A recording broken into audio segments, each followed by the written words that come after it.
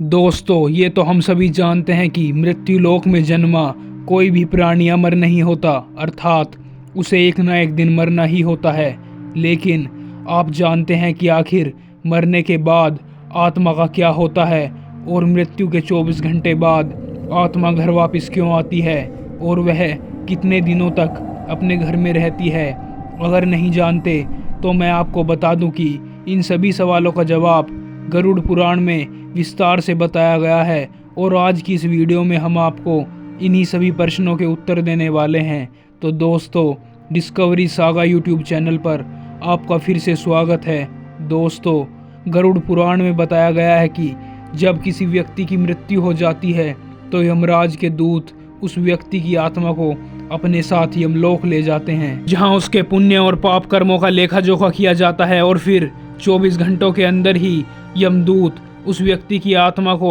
उसके घर पर छोड़ देते हैं। यमदूत द्वारा वापस छोड़े जाने के बाद मृतक की आत्मा अपने परिजनों के बीच ही भटकती रहती है और अपने परिजनों को पुकारती रहती है, लेकिन उसकी आवाज़ कोई भी नहीं सुनता। यह देख मृतक की आत्मा बेचैन हो जाती है और जोर जोर से चिल्लाने लगती है, तब भी उसकी आवाज़ कोई नहीं सुनता। इसके बाद मृतक की आत्मा अपने शरीर में प्रवेश करने की कोशिश करती है, लेकिन यमदूत के पास में बंधे होने के कारण वह मृत शरीर में प्रवेश नहीं कर पाती। इसके अलावा गरुड़ पुराण में बताया गया है कि किसी की मृत्यु हो जाने पर जब उसके घर वाले रोते बिलखते हैं तो आत्मा यह सब देखकर दुखी हो जाती है और वह भी रोने लगती है, लेकिन वह कुछ नहीं कर पाती और लाचार होकर अपने जीवन काल में किए गए कर्मों को देखकर वह दुखी हो जाती है। गरुड़ पुराण की माने तो जब यमदूत मृतक की आत्मा को उसके परिजनों के पास छोड़ जाते हैं तो मृतक की आत्मा में इतना बल नहीं रहता कि वह यमलोक की यात्रा तय कर सके। गरुड़ पुराण के अनुसार किसी भी मनुष्य की मृत्यु के 10 दिनों तक जो पिंडदान किया जाता है उससे मृत आत्मा के विभिन्न अंगों की रचना होती है। 11वें और 12वें दिन जो पिंडदान किया जाता है उससे मृतक रूपी आत्मा के शरीर, मांस और त्वचा का निर्माण होता है और जब 13वें दिन तेहरवी की जाती है तब मृतक के नाम से जो पिंडदान किया जाता है उससे ही वह यमलोक की यात्रा तय करती है। अर्थात मृतक की आत्मा के नाम से जो 13 दिनों तक पिंडदान किया जाता है उसी से आत्मा को मृत्यु लोक से यमलोक जाने का बल मिलता है। दोस्तों, इसीलिए गरुड़ पुराण में बताया गया है कि जब किसी मनुष्य की मृत्यु हो जाती है तो उसकी आत्मा 13 दिनों तक अपने परिजनों के बीच भटकती रहती है और इसके बाद मृतक की आत्मा मृत्यु लोक से यमलोक के सफ़र पर निकल पड़ती है, जिसे पूरा करने में उसे 1 साल यानी 12 महीने का वक्त लगता है। मान्यता के अनुसार 13 दिन तक किया गया पिंडदान इस 1 वर्ष मृतक की आत्मा के लिए भोजन के समान होता है। तो अब आपके मन में सवाल उठ रहा होगा कि अगर किसी मृतक के लिए नियमित रूप से पिंडदान नहीं किया गया तो क्या होगा? तो मैं आपको बता दूं कि इसका भी वर्णन गरुड़ पुराण में विस्तार से किया गया है, जिसके अनुसार जिस मृतक की आत्मा के नाम से पिंडदान नहीं किया जाता है उसे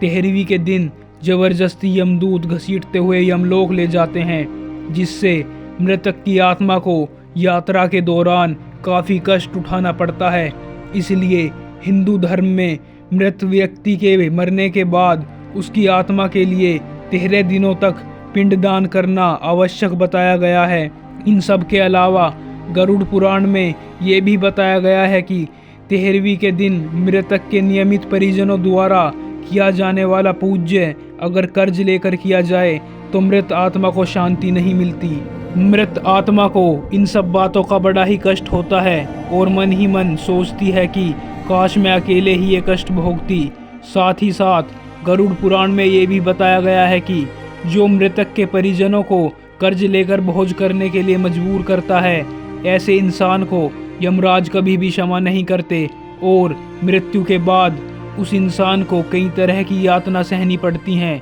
और उसे वापस मृत्युलोक में भेज देते हैं। साथ ही गरुड़ पुराण में ये भी बताया गया है कि जो व्यक्ति जीवित रहते पुण्य कर्म करता है उसे यमदूत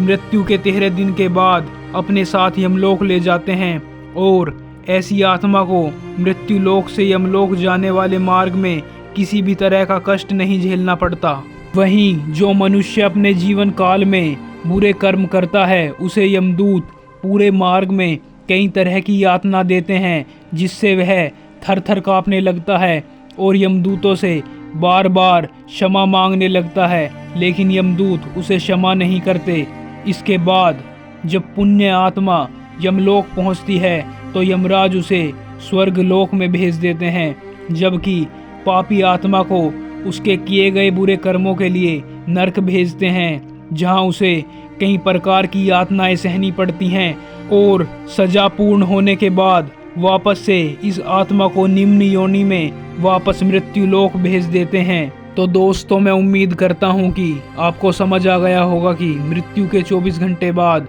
आत्मा घर क्यों लौटती है। अगर समझ आया हो तो वीडियो को ज़्यादा से ज़्यादा लाइक और शेयर करें, और ऐसी ही आध्यात्मिक जानकारी के लिए हमारे चैनल डिस्कवरी सागा को ज़रूर सब्सक्राइब कर लें। तो दोस्तों, आज के लिए बस इतना ही। हमें दें इजाज़त। आपका बहुत बहुत शुक्रिया।